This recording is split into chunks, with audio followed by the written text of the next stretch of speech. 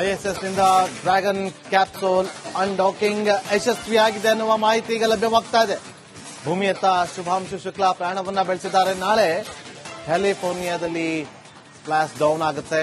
ನಾಳೆ ಮಧ್ಯಾಹ್ನ 3 ಗಂಟೆಗೆ ಶುಭಾಂಶು ಶುಕ್ಲಾ ಅವರ ತಂಡ ಭೂಸ್ಪರ್ಶಗೊಳ್ಳುತ್ತೆ. ಇವತ್ತು ಹೊರಟು ನಾಳೆ ಅಮೆರಿಕದ ಕರಾವಳಿಗೆ ಶುಕ್ಲಾ ಅವರು ಎಂಟ್ರಿ ಆಗ್ತಾರೆ. ಐಎಸ್ಎಸ್ ನಿಂದ ಡ್ರ್ಯಾಗನ್ ಕ್ಯಾಪ್ಸೂಲ್ ಅನ್ಡಾಕಿಂಗ್ ಯಶಸ್ವಿ ಆಗಿದೆ ಅನ್ನೋ ಮಾಹಿತಿ ಲಭ್ಯವಾಗ್ತಾ ಇದೆ.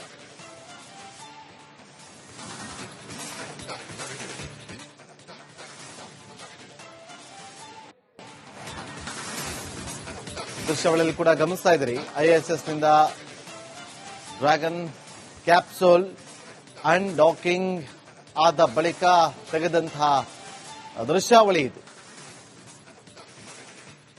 ಭೂಮಿಯತ್ತ ಶುಭಾಂಶು ಶುಕ್ಲಾ ಪ್ರಯಾಣವನ್ನ ಬೆಳೆಸಿದ್ದಾರೆ.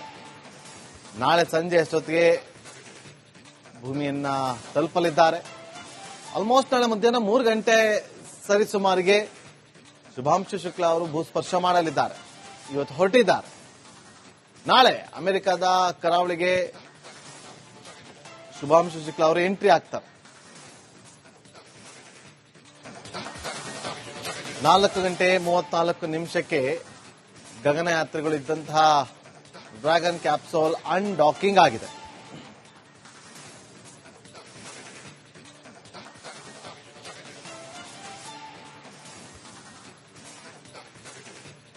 ಈಗ ನಮ್ಮೊಂದಿಗೆ ಸೈಂಟಿಸ್ಟ್ ಕೃಷ್ಣಮೂರ್ತಿ ಅವರು ನೇರ ಸಂಪರ್ಕದಲ್ಲಿದ್ದು ಆಗಿಂದಲೂ ಕೂಡ ಸಾಕಷ್ಟು ವಿಚಾರಗಳನ್ನ ಹಂಚಿಕೊಳ್ತಾ ಇದ್ರು. ಕೃಷ್ಣಮೂರ್ತಿ ಅವರೀಗ ಈ ಡ್ರ್ಯಾಗನ್ ಕ್ಯಾಪ್ಸೂಲ್ ಹೇಗೆ ವರ್ಕ್ ಆಗುತ್ತೆ ಅದನ್ನ ಎಕ್ಸ್ಪ್ಲೈನ್ ಮಾಡಬಹುದಾ? ಆಗುತ್ತೆ. ಏನಂದ್ರೆ ಈಗ ನಾವು ನೋಡಿದೇನು ಅಂದ್ರೆ ಡಿಪಾರ್ಚರ್ ಬರ್ನ್ 0 ಆಯ್ತು. ಡಿಪಾರ್ಚರ್ ಬರ್ನ್ 0 ಆಗೋದ್ರಿಂದ ಏನಾಯ್ತು ಅಂತಂದ್ರೆ ಇಂಟರ್ನ್ಯಾಷನಲ್ ಸ್ಪೇಸ್ ಸ್ಟೇಷನ್ ಇಂದ ನಾವು ಹೊರಗೆ ಬಂದಿದ್ದೀವಿ.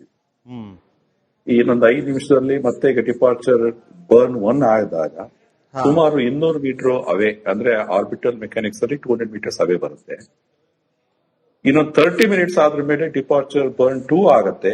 ಆಗ ನಿಮಗೆ 4 kilometre by 2 kilometre by 2 kilometre ಅದೇನೊಂದು ಎಲಿಪ್ಸಾಯ್ಡ್ ಅಂತ ಹೇಳ್ತೀವಿ, ಆ ಸೇಫ್ಟಿ ಝೋನಿಗೆ ಅಲ್ಲಿ ಬಂದು ಹೋಗುತ್ತೆ. ನಮ್ಮ ಈ ರೀತಿ ಈಗ ಇಂಟರ್ನ್ಯಾಷನಲ್ ಸ್ಪೇಸ್ ಸ್ಟೇಷನ್ಗೂ ತೊಂದರೆ ಇಲ್ಲ, ಇವರಿಗೂ. ಇದಾದ್ರ ಮೇಲೆ ಇನ್ನು 2 ಆರ್ಬಿಟ್, ಇನ್ನು 2 ಬಾರಿ ನಮ್ಮ ಭೂಮಿನ ಸುತ್ತದಲ್ಲಿ ಡ್ರ್ಯಾಗನ್ ಕ್ಯಾಪ್ಸೂಲ್ ಅಸ್ಥಿ ಬರುತ್ತೆ.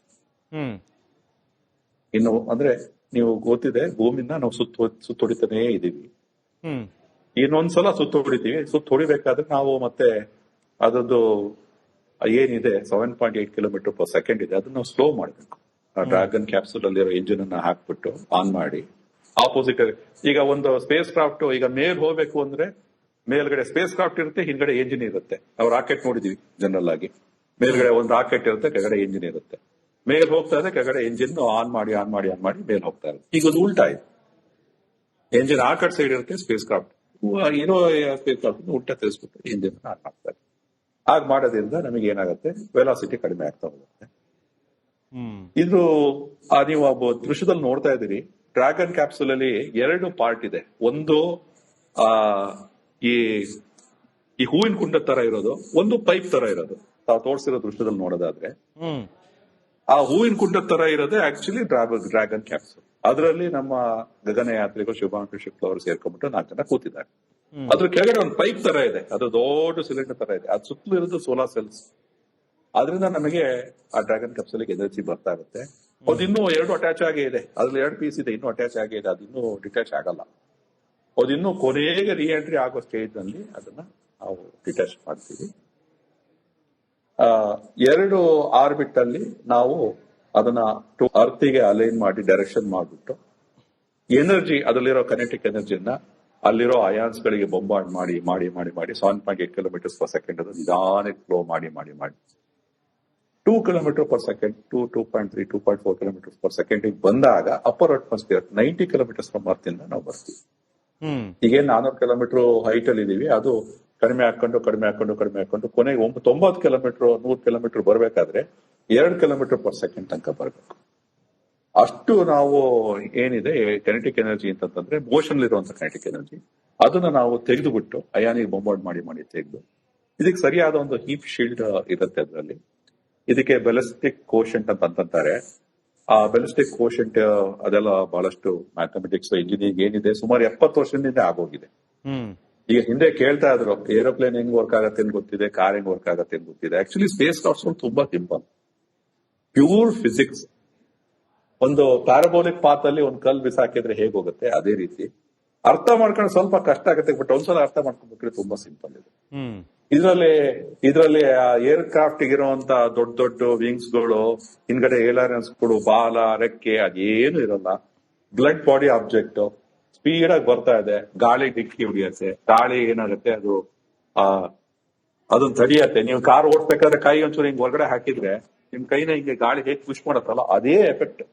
ಏರೋ ಬ್ರೇಕಿಂಗ್ ಅಂತೀವಿ, ಟೆಕ್ನಿಕಲ್ ಟರ್ಮ್ ಏರೋ ಬ್ರೇಕಿಂಗ್ ಅಂತೀವಿ. ಫ್ರಿಕ್ಷನ್ ಇಂದ ನಾವು ಅದನ್ನ ಡ್ರಾಪ್ ಮಾಡಿ ಯಾವಾಗ ಅಟ್ಮಾಸ್ಫಿಯರ್ ಬಂದ್ಬಿಡ್ತೀವಿ ಆಗ ನಮಗೆ ಪ್ಯಾರಾಶೂಟ್ ಅವಶ್ಯಕತೆ ಇರುತ್ತೆ. ಇಲ್ಲ ಅಂತಂದ್ರೆ ಆ 200 ಮೀಟರ್ಸ್ ಪರ್ ಸೆಕೆಂಡ್ ಅಲ್ಲೇ ಬಂದು ನಾವು ಡಿಕ್ಕಿ ಹೊಡೆದ್ರೆ ಪೀಸ್ ಆಗುತ್ತೆ. ಅದಕ್ಕೋಸ್ಕರ ಪ್ಯಾರಾಶೂಟ್, ರೆಗ್ಯುಲರ್ ಪ್ಯಾರಾಶೂಟ್ಸ್ ತಾವು ನೋಡಿದ್ದೀರಿ, ಪ್ಯಾರಾಟ್ರೂಪರ್ಸ್ ಜಂಪ್ ಮಾಡ್ತಾರೆ, ಸೇಮ್ ಕಾನ್ಸೆಪ್ಟ್.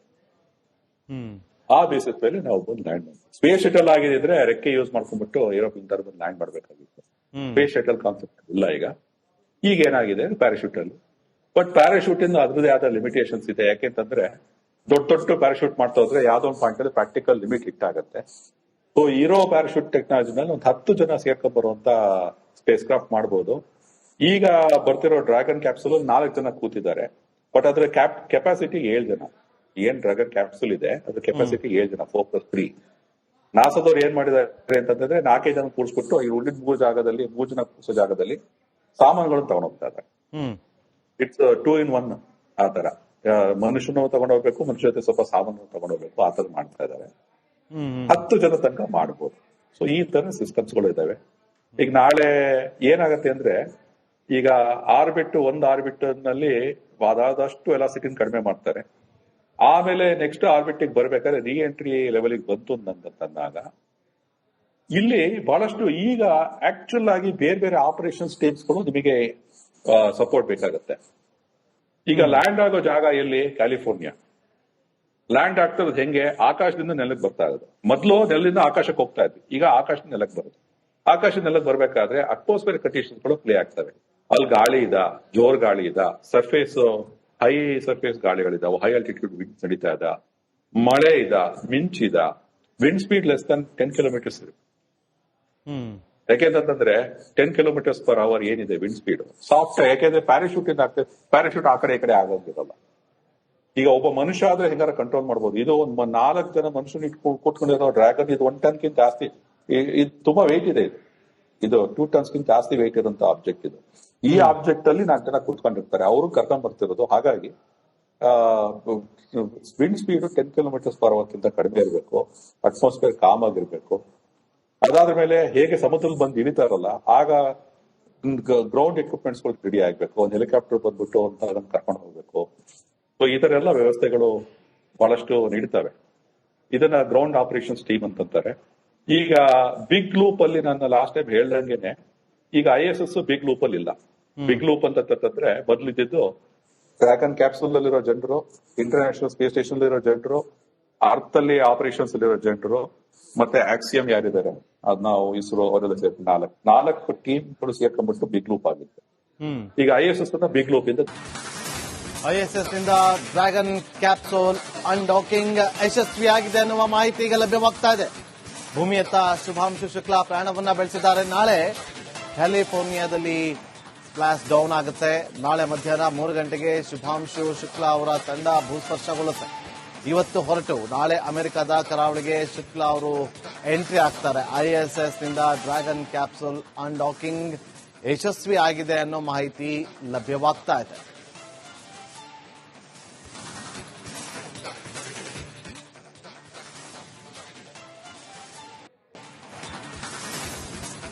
ದೃಶ್ಯಾವಳಿಯಲ್ಲಿ ಕೂಡ ಗಮನಿಸ್ತಾ ಇದ್ರಿ. ISS ನಿಂದ ಡ್ರ್ಯಾಗನ್ ಕ್ಯಾಪ್ಸೂಲ್ ಅನ್ಡಾಕಿಂಗ್ ಆದ ಬಳಿಕ ತೆಗೆದಂತಹ ದೃಶ್ಯಾವಳಿ ಇದು.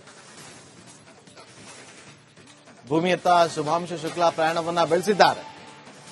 ನಾಳೆ ಸಂಜೆ ಅಷ್ಟೊತ್ತಿಗೆ ಭೂಮಿಯನ್ನ ತಲುಪಲಿದ್ದಾರೆ.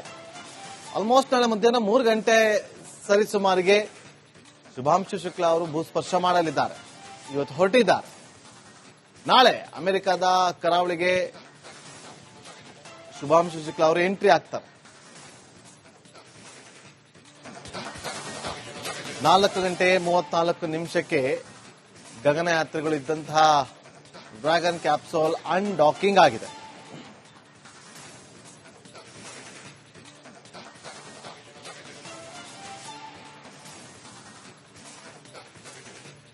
ಈಗ ನಮ್ಮೊಂದಿಗೆ ಸೈಂಟಿಸ್ಟ್ ಕೃಷ್ಣಮೂರ್ತಿ ಅವರು ನೇರ ಸಂಪರ್ಕದಲ್ಲಿದ್ದು ಆಗಿಂದಲೂ ಕೂಡ ಸಾಕಷ್ಟು ವಿಚಾರಗಳನ್ನ ಹಂಚಿಕೊಳ್ತಾ ಇದ್ರು. ಕೃಷ್ಣಮೂರ್ತಿ ಅವರೀಗ ಈ ಡ್ರ್ಯಾಗನ್ ಕ್ಯಾಪ್ಸೂಲ್ ಹೇಗೆ ವರ್ಕ್ ಆಗುತ್ತೆ ಅದನ್ನ ಎಕ್ಸ್ಪ್ಲೈನ್ ಮಾಡಬಹುದಾ? ಆಗುತ್ತೆ. ಏನಂದ್ರೆ ಈಗ ನಾವು ನೋಡಿದೇನು ಅಂದ್ರೆ ಡಿಪಾರ್ಚರ್ ಬರ್ನ್ 0 ಆಯ್ತು. ಡಿಪಾರ್ಚರ್ ಬರ್ನ್ 0 ಆಗೋದ್ರಿಂದ ಏನಾಯ್ತು ಅಂತಂದ್ರೆ ಇಂಟರ್ನ್ಯಾಷನಲ್ ಸ್ಪೇಸ್ ಸ್ಟೇಷನ್ ಇಂದ ನಾವು ಹೊರಗೆ ಬಂದಿದ್ದೀವಿ. ಇನ್ನೊಂದು 5 ನಿಮಿಷದಲ್ಲಿ ಮತ್ತೆ ಈಗ ಡಿಪಾರ್ಚರ್ ಬರ್ನ್ 1 ಆದಾಗ ಸುಮಾರು 200 ಮೀಟರ್ ಅವೇ, ಅಂದ್ರೆ ಆರ್ಬಿಟಲ್ ಮೆಕ್ಯಾನಿಕ್ಸ್ ಅಲ್ಲಿ 200 ಮೀಟರ್ಸ್ ಅವೇ ಬರುತ್ತೆ. ಇನ್ನೊಂದು 30 ಮಿನಿಟ್ಸ್ ಆದ್ರ ಮೇಲೆ ಡಿಪಾರ್ಚರ್ ಬರ್ನ್ 2 ಆಗುತ್ತೆ. ಆಗ ನಿಮಗೆ 4 kilometre by 2 kilometre by 2 kilometre ಅದೇನೊಂದು ಎಲಿಪ್ಸಾಯ್ಡ್ ಅಂತ ಹೇಳ್ತೀವಿ, ಆ ಸೇಫ್ಟಿ ಝೋನಿಗೆ ಅಲ್ಲಿ ಬಂದು ಹೋಗುತ್ತೆ. ನಮ್ಮ ಈ ರೀತಿ ಈಗ ಇಂಟರ್ನ್ಯಾಷನಲ್ ಸ್ಪೇಸ್ ಸ್ಟೇಷನ್ಗೂ ತೊಂದರೆ ಇಲ್ಲ, ಇವರಿಗೂ.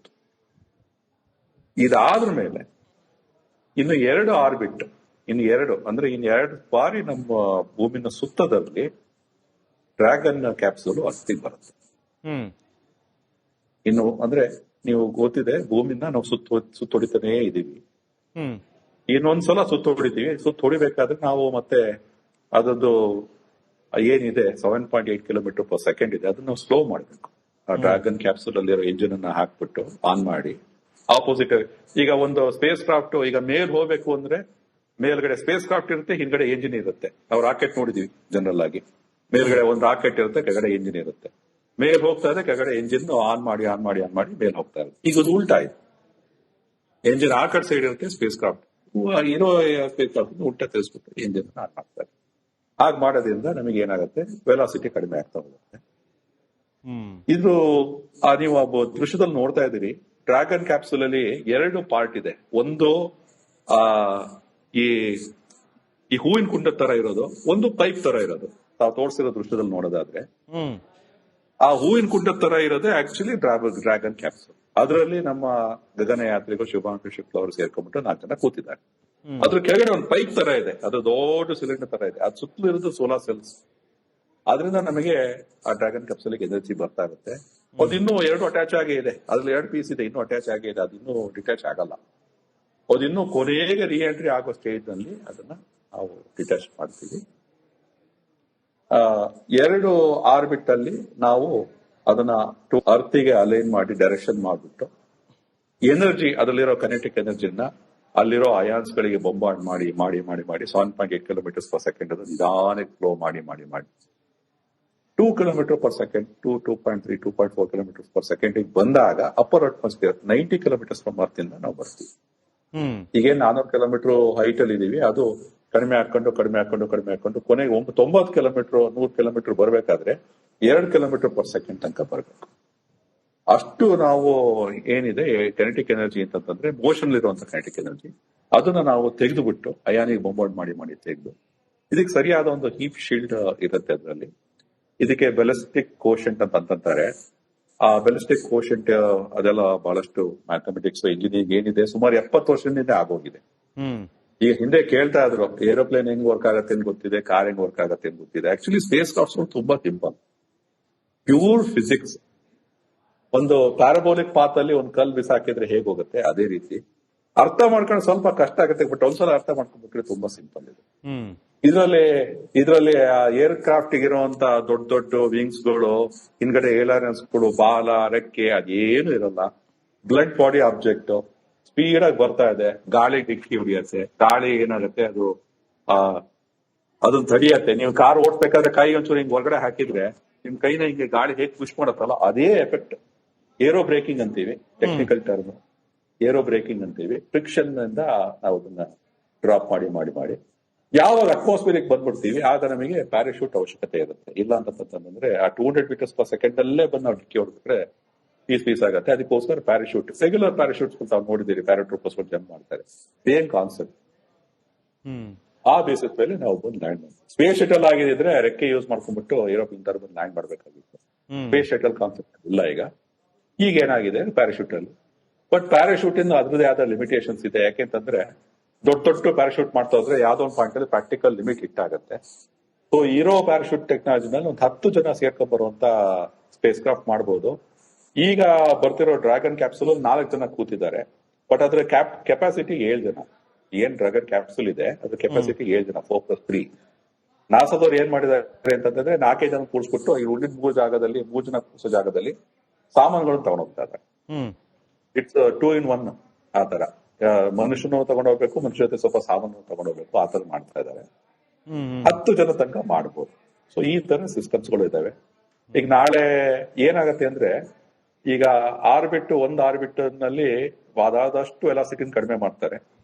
ಆಮೇಲೆ ನೆಕ್ಸ್ಟ್ ಆರ್ಬಿಟ್ ಬರ್ಬೇಕಾದ್ರೆ ರೀ ಎಂಟ್ರಿ ಲೆವೆಲ್ ಬಂತು ಅಂತಂದಾಗ ಇಲ್ಲಿ ಬಹಳಷ್ಟು ಈಗ ಆಕ್ಚುಲ್ ಆಗಿ ಬೇರೆ ಆಪರೇಷನ್ ಸ್ಟೇಟ್ಸ್ಗಳು ನಿಮಗೆ ಸಪೋರ್ಟ್ ಬೇಕಾಗತ್ತೆ.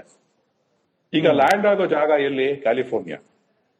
ಲ್ಯಾಂಡ್ ಆಗ್ತಿರೋದು ಹೆಂಗೆ? ಆಕಾಶದಿಂದ ನೆಲಕ್ಕೆ ಬರ್ತಾ ಇರೋದು. ಮೊದಲು ನೆಲದಿಂದ ಆಕಾಶಕ್ಕೆ ಹೋಗ್ತಾ ಇದ್ವಿ, ಈಗ ಆಕಾಶದಿಂದ ನೆಲಕ್ಕೆ ಬರೋದು. ಆಕಾಶದ ನೆಲಕ್ಕೆ ಬರ್ಬೇಕಾದ್ರೆ ಅಟ್ಮಾಸ್ಫಿಯರ್ ಕಂಡೀಷನ್ಸ್ ಗಳು ಪ್ಲೇ ಆಗ್ತವೆ. ಅಲ್ಲಿ ಗಾಳಿ ಜೋರ್ ಗಾಳಿ ಹೈ ಸರ್ಫೇಸ್ ಗಾಳಿಗಳಿದಾವೆ, ಹೈ ಆಲ್ಟಿಟ್ಯೂಡ್ ವಿಂಡ್ ನಡೀತಾ ಇದ್ದ, ಮಳೆ ಮಿಂಚಿದ, wind speed less than 10 kilometres ಇರುತ್ತೆ. ಯಾಕೆಂತಂದ್ರೆ 10 km/h ಏನಿದೆ ವಿಂಡ್ ಸ್ಪೀಡ್ ಸಾಫ್ಟ್. ಯಾಕೆಂದ್ರೆ ಪ್ಯಾರಾಶೂಟ್ ಆ ಕಡೆ ಈ ಕಡೆ ಆಗೋದಿರಲ್ಲ. ಈಗ ಒಬ್ಬ ಮನುಷ್ಯ ಆದ್ರೆ ಹೆಂಗಾರ ಕಂಟ್ರೋಲ್ ಮಾಡಬಹುದು. ಇದು 4 ಜನ ಮನುಷ್ಯನ ಕೂತ್ಕೊಂಡಿರೋ ಡ್ರ್ಯಾಗನ್, ಇದು 1 ಟನ್ಗಿಂತ ಜಾಸ್ತಿ. ಇದು ತುಂಬಾ ವೆಯ್ಟ್ ಇದೆ. ಇದು 2 ಟನ್ಸ್ಗಿಂತ ಜಾಸ್ತಿ ವೆಯ್ಟ್ ಇರುವಂತ ಆಬ್ಜೆಕ್ಟ್ ಇದು. ಈ ಆಬ್ಜೆಕ್ಟ್ ಅಲ್ಲಿ 4 ಜನ ಕೂತ್ಕೊಂಡಿರ್ತಾರೆ, ಅವರು ಕರ್ಕೊಂಡ್ ಬರ್ತಿರೋದು. ಹಾಗಾಗಿ ವಿಂಡ್ ಸ್ಪೀಡ್ 10 km/h ಕಡಿಮೆ ಇರಬೇಕು, ಅಟ್ಮಾಸ್ಫಿಯರ್ ಕಾಮ್ ಆಗಿರ್ಬೇಕು. ಅದಾದ ಮೇಲೆ ಹೇಗೆ ಸಮುದ್ರದಲ್ಲಿ ಬಂದು ಇಳಿತಾರಲ್ಲ, ಆಗ ಗ್ರೌಂಡ್ ಎಕ್ವಿಪ್ಮೆಂಟ್ಸ್ ಗಳು ರೆಡಿ ಆಗ್ಬೇಕು. ಒಂದು ಹೆಲಿಕಾಪ್ಟರ್ ಬಂದ್ಬಿಟ್ಟು ಅಂತ ಅದನ್ನ ಕರ್ಕೊಂಡು ಹೋಗ್ಬೇಕು. ಸೊ ಈ ತರ ಎಲ್ಲ ವ್ಯವಸ್ಥೆಗಳು ಬಹಳಷ್ಟು ನೀಡ್ತವೆ. ಇದನ್ನ ಗ್ರೌಂಡ್ ಆಪರೇಷನ್ಸ್ ಟೀಮ್ ಅಂತಾರೆ. ಈಗ ಬಿಗ್ ಲೂಪ್ ಅಲ್ಲಿ ನಾನು ಲಾಸ್ಟ್ ಟೈಮ್ ಹೇಳ್ದಂಗೆನೆ, ಈಗ ISS ಬಿಗ್ ಲೂಪ್ ಅಲ್ಲಿ ಇಲ್ಲ. ಬಿಗ್ ಲೂಪ್ ಅಂತಂದ್ರೆ ಮೊದಲಿದ್ದು ಡ್ರ್ಯಾಗನ್ ಕ್ಯಾಪ್ಸೂಲ್ ಅಲ್ಲಿರೋ ಜನರು, ಇಂಟರ್ನ್ಯಾಷನಲ್ ಸ್ಪೇಸ್ ಸ್ಟೇಷನ್ ಇರೋ ಜನರು, ಅರ್ತ್ ಅಲ್ಲಿ ಆಪರೇಷನ್ಸ್ ಅಲ್ಲಿರೋ ಜನರು, ಮತ್ತೆ ಆಕ್ಸಿಯಂ ಯಾರಿದ್ದಾರೆ ಅದ್ ನಾವು ಇಸ್ರೋ ಅವರೆಲ್ಲ ಸೇರಿ 4 ಟೀಮ್ಗಳು ಸೇರ್ಕೊಂಡ್ಬಿಟ್ಟು ಬಿಗ್ ಲೂಪ್ ಆಗಿತ್ತು. ಈಗ ISS ಬಿಗ್ ಲೂಪ್ ಇಂದ